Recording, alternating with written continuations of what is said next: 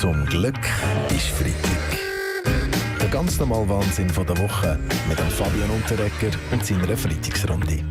Seit dem Dienstag treffen sich die Mächtigen dieser Welt wieder zu Davos und diskutieren am WEF über Globalization 4.0, Shaping a Global Architecture in the Age of the Fourth Industrial Revolution. Was geht's? Ja, genau das ist die Frage, Weltwochen-Chefredakteur Roger Köppel. Aber das fragen wir jetzt einmal jemand anderes, SVP-Nationalrätin Magdalena Mardulo-Blocher.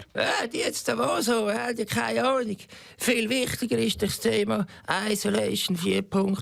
Shaping a Swiss Architecture in the Age of verlorene Abstimmungen. Und das langt, wenn ich das mit meinem Papi diskutiere. Ja, ein einfaches Motto hat Ihr Bundesrat. Christoph Blocher? Nein, nicht mehr. Der Ueli Maurer.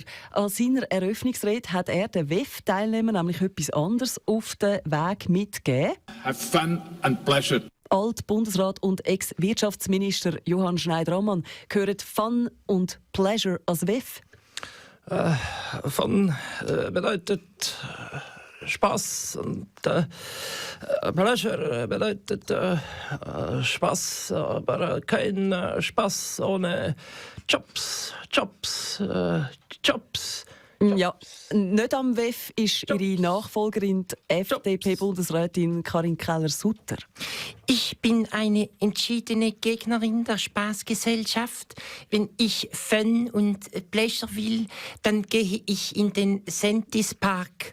Okay, have fun, habe ich schon gesagt, als ich vom ersten WEF live im Radio berichtet habe. 1971. Ja, aber Medienpionier Roger Schawinski, dort hat es Radio 24 doch gar noch nicht gegeben. Okay, das war ein Testlauf von Radio 24.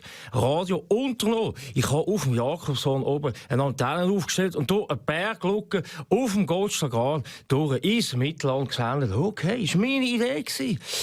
Ja, wie gesagt, ja, ich bin der Bosch, ja, ich finde Fun und Pleasure, ja, das tönt ein bisschen, ja, eher nach einem Song von Pitch Weber, oder? Ich muss sagen, Fun, Pleasure and nothing to do. Ja. Come on, Tina, I love you. Ja, wir haben dich auch gern. Fun and Pleasure. Wäre Davos aber zum Beispiel auch eine Schneeballschlacht. Aber die Mächtigen aus aller Welt diskutieren über wichtigere Themen. Wie soll es weitergehen mit unserem Planet im Zeitalter von der 4. industriellen Revolution? Ja, wie gesagt, ja die die industrielle Revolution, ja, das ist gut, wie gesagt, die hat uns immerhin so tolle Errungenschaften gebracht wie eine E-Zigaretten, oder? Aber ich persönlich warte halt immer noch auf den E-Joint. Zum Glück ist Freitag mit dem Fabian Unterreger.